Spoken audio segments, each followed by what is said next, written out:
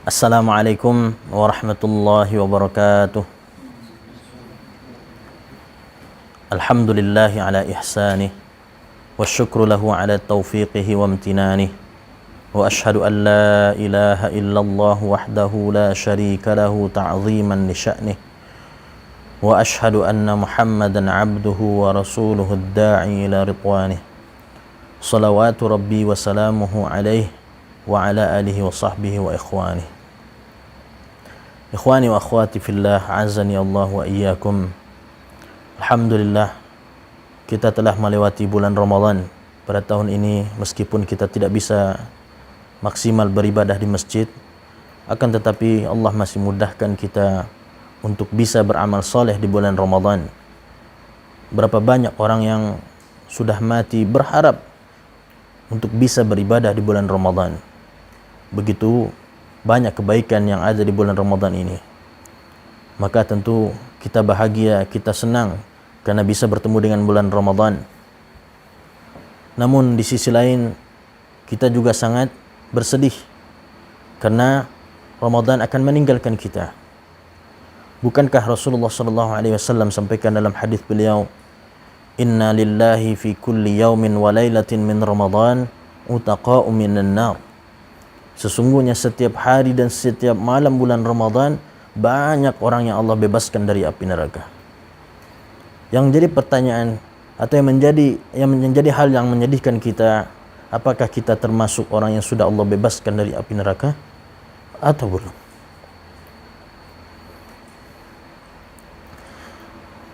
Sungguh rugi kita bertemu bulan Ramadan namun dosa kita tidak diampuni oleh Allah Subhanahu wa taala. Dan itu termasuk doa yang diaminkan oleh Rasulullah SAW untuk orang-orang yang bertemu dengan bulan Ramadan, bisa beribadah di bulan Ramadan namun dia tidak mendapatkan ampunan dari Allah Subhanahu. Mudah-mudahan Allah pertemukan kita dengan bulan Ramadan berikutnya dan kita bisa beribadah maksimal. Dan mudah-mudahan Allah betul-betul telah menjadikan kita orang-orang yang bebas dari api neraka.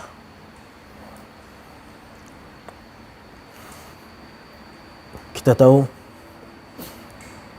api nerakanya Allah Subhanahu wa taala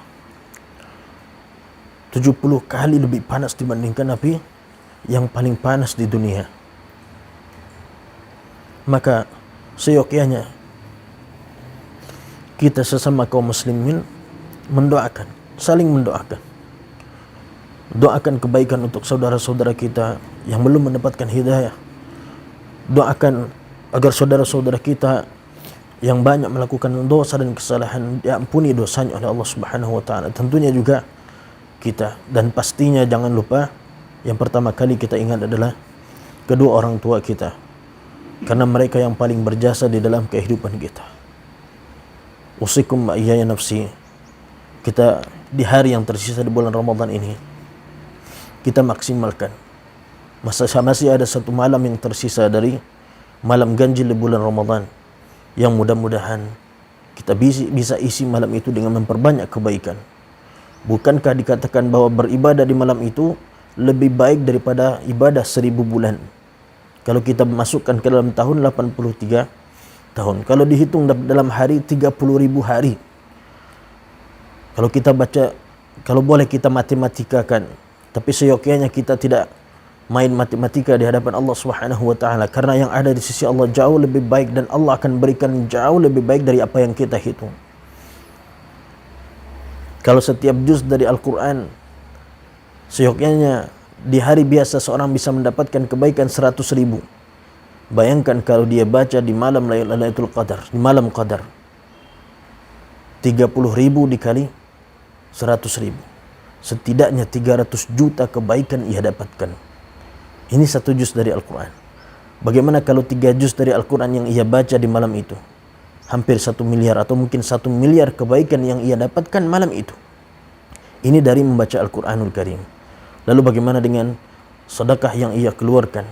Bagaimana dengan buka puasa yang ia berikan di malam itu? Bagaimana dengan ibadah yang lain? Memperbanyak zikir kepada Allah Subhanahu wa taala. dan juga istighfar mohon ampun kepada Allah Subhanahu wa taala. Setidaknya dengan membaca apa yang diajarkan oleh Nabi sallallahu alaihi wasallam kepada Ummul Mukminin Aisyah radhiyallahu anha, dengan membaca Allahumma innaka afuwun tuhibbul afwa fa'fu anni.